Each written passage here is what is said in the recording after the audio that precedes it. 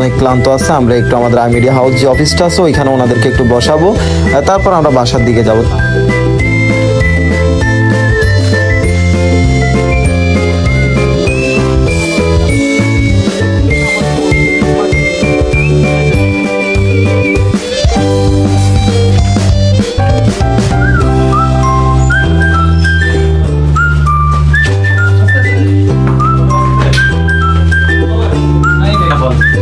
আসসালামু আলাইকুম।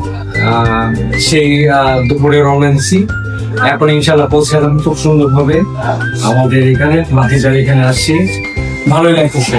অনেকক্ষণ হলো, আসতে তো কোনো সমস্যা না, রাস্তাঘাটে কোনো প্রবলেম হয়নি, আসছি খুব সুন্দর ভাবে। তো যারা দেখা করতে চান তারা অবশ্যই আমার এলাকাতে যারা আছেন, ভাইয়া কিন্তু আজকে এলাকাতে আছে, চাচু কিন্তু আজকে এলাকাতে আছেন, তো অবশ্যই চলে আসবেন আমাদের 3 নম্বর টাউনাতে।